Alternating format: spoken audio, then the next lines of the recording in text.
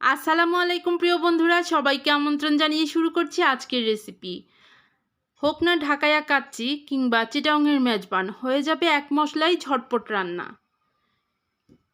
ঝোল খেতে চাইলে ঝোল মাংস, ভুনা খেতে চাইলে ভুনা মাংস, সবটাই রান্না করতে পারবেন এক মশলায়। আর যারা নতুন রাঁধুনি আছেন তাদের তো খুবই হেল্পফুল একটা রেসিপি হতে যাচ্ছে। তো চলুন দেখে নেওয়া যাক আজকের রেসিপি। হ্যাঁ, আজকে আমি গরম মশলা তৈরি করে দেখাচ্ছি।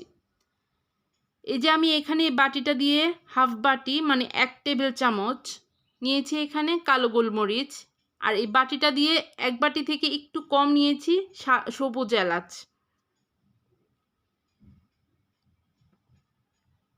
এই যে বাটিটা দিয়ে নিয়েছি। আর এখানে নিয়েছি কাবাব চিনি, এখানে নিয়েছি 1 টেবিল চামচ পরিমাণ কাবাব চিনি।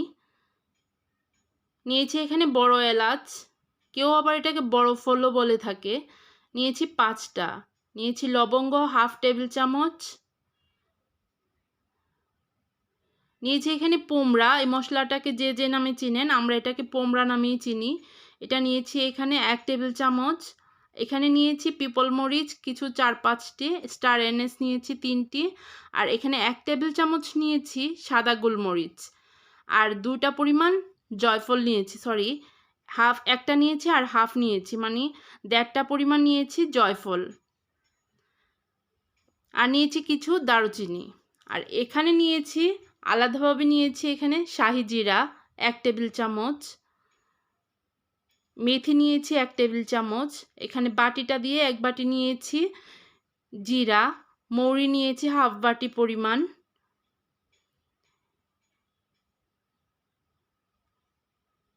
জয়ত্রী নিয়েছি কিছু পাপড়ি, এখানে নিয়েছি জোয়ান 1 টেবিল চামচ পরিমাণ, পোস্তদানা নিয়েছি 1 টেবিল চামচ পরিমাণ। আর মরিচ এখানে শুধু আমি জাস্ট কালারের জন্য দিয়েছি 5-6টি পরিমাণ মরিচ। হাফ চা চামচ পরিমাণ নিয়েছি এখানে সরিষা, সাদা সরিষা নিয়েছি। আর এখানে হাফ বাটি নিয়েছি ধনিয়া, আর লাগছে কিছু তেজপাতা। আমি প্রথমে প্যান বসিয়ে তাতে দিয়ে দিলাম কিছু দারচিনি, দারচিনিগুলো ছোট করে একটু টুকরা করে নিয়েছি। আর জয়ফলটা থেতো করে দিয়েছি যেন ব্লেন্ডারে কোনো প্রবলেম না হয়। তো জাস্ট আমি একটু গরম করে নিলাম, আর পোমরাটাও দিয়ে দিলাম। জাস্ট আগে শক্ত মশলাটা একটু ভেজে নিলাম, আর পরে সবটা মশলা একসাথে দিয়ে দিচ্ছি। আমি এটাকে ভাজবো না, দেখেন একটা মশলাতেও আমি দাগ লাগাচ্ছি না। জাস্ট চুলাটা একদমই নর্মাল আঁচে রেখে আমি জাস্ট পানিটা একটু ঝরিয়ে নিচ্ছি। মশলার গায়ে যে একটা এক্সট্রা পানি থাকে সেই পানিটা আমি ঝরিয়ে নিচ্ছি। আর এখন দেখুন ধনিয়া আর নর্মাল জিরা, যেটা নর্মাল জিরা আর মৌরি, এটা একটু আগে গরম করে নিচ্ছি কারণ এটা একটু শক্ত মশলা তাই।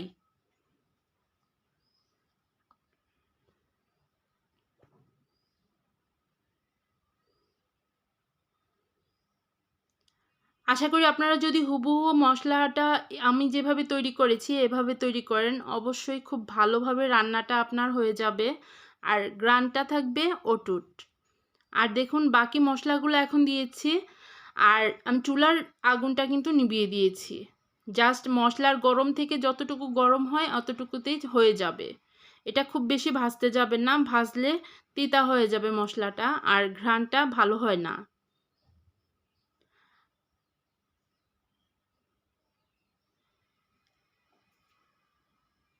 তো আমার ভাজাটা কিন্তু হয়ে গেছে, আমি জাস্ট নেড়ে চেড়ে ঠান্ডা করে নিচ্ছি।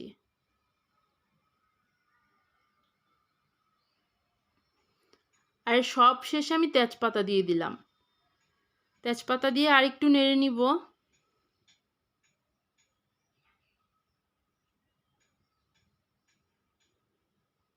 এখন আমি একটা মিক্সিং জারে সবগুলো মশলা দিয়ে দিচ্ছি একসাথে, আর মশলাটা আমি ঠান্ডা হওয়ার পরেই কিন্তু দিচ্ছি। দিয়ে আমি খুব ভালোভাবে গুঁড়া করে নিব। আমার মশলাটা চেলে নিতে হবে না কারণ আমার মেশিনটা খুব ভালো আর মশলা খুব ভালোভাবে গুঁড়া হয়ে গেছে।